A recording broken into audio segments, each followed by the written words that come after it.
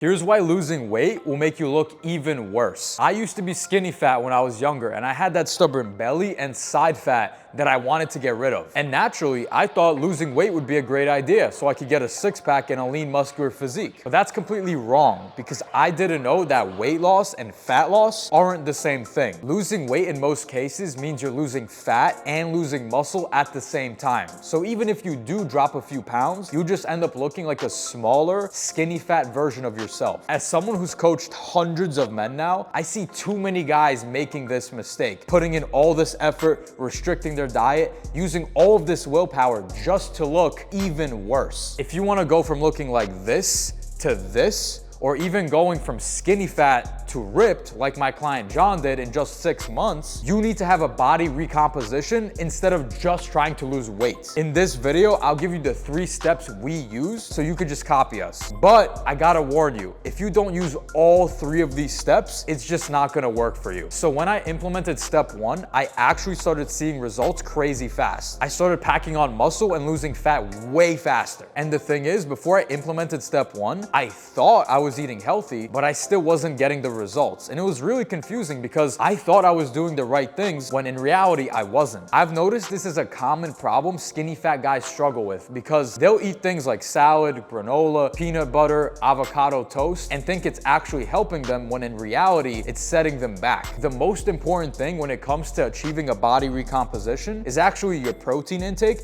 and your calorie intake. So it wasn't until I figured out I needed 170 grams of protein per day because I weighed 160 pounds that I actually started packing on muscle from my weight training. And on top of that, when I calculated my maintenance calories, I found out it was around 2,600. So I put myself in a slight calorie deficit. Not too big, just enough to keep losing fat and actually still build and retain muscle. Because if you cut calories too much, you actually burn through your muscle and crash your metabolism, which is a whole nother problem. So I started eating 2,200 calories per day and 170 grams of protein, and that really skyrocketed my results. And that's why step number 1 is eating high protein while being in a slight calorie deficit. But let's get into step number 2, which is something I actually neglected for years and didn't even know it was drastically affecting my results. When I started hitting my calories and my protein, I did get a lot better results, but over time, it really slowed down. And it felt like I hit this wall that I just couldn't get past. I was doing everything I was supposed to. I was hitting the gym, I was eating clean, I was counting my protein, but my progress halted. I wasn't recovering well. I felt drained all the time, and my workouts just straight up felt weak. It really just felt like I was stuck in this cycle. I'd go hard in the gym, but felt like I wasn't really recovering. My strength was barely improving even after months of lifting. My fat loss was inconsistent, and I still had this soft look to me, even though I was in a deficit for months. And some days my workouts just felt like complete garbage. I felt sluggish, unmotivated, and just weak. I couldn't figure it out. I was doing everything right, so why wasn't I seeing the results? And then it hit me. I was getting 5 to 6 hours of sleep per night. I thought I could just outwork bad sleep and put no intention into getting good quality sleep. I thought as long as I was working out and eating clean, I was gonna get the results. But what I didn't realize is sleep is actually when your body burns fat and builds the muscle. So if you're not getting enough of it, you're leaving tons of progress on the table.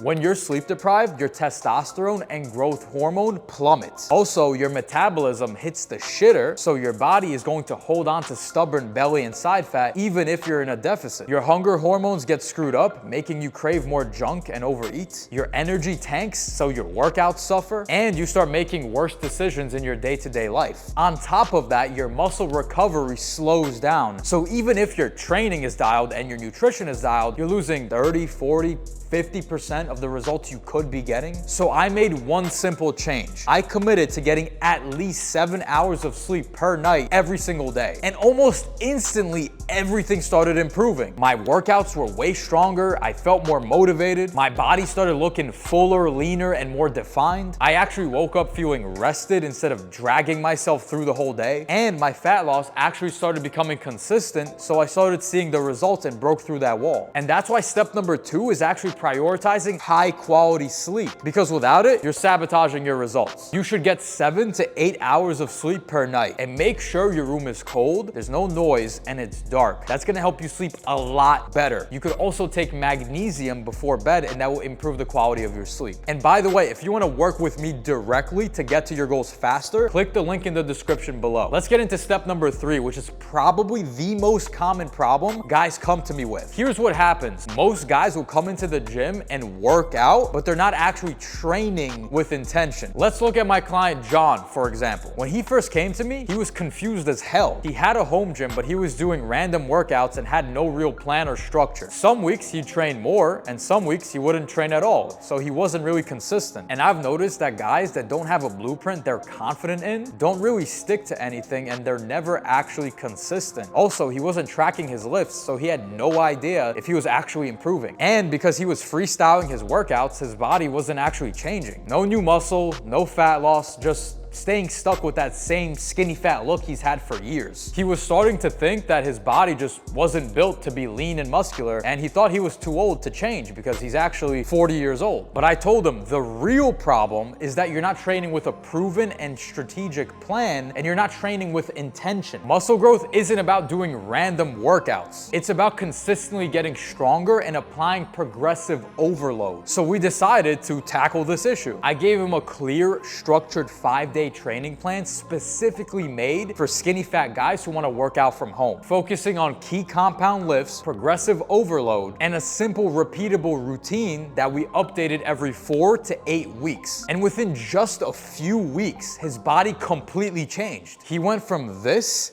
to this in just 3 months. And this is what he looked like 6 months into the program. He started training consistently and stopped skipping workouts. He had structure and clarity with his workouts. He got stronger fast. His chest, shoulders, and arms got way more defined while his midsection got shredded. And the best part, he told me it was actually easier than when he was working out less because he saw that he was getting ripped from what he was doing, which kept him a lot more motivated. That's why step number 3 is following a structured weight training plan, because without it, you'll be inconsistent, unmotivated, and get mediocre results. If you want to work with me one-on-one, where I will personally help you get out of the skinny fat curse and get a lean, muscular physique, click the link in the description of this video. Either way, I hope this video was valuable and you implement the information I gave you. I'll see you in the next one.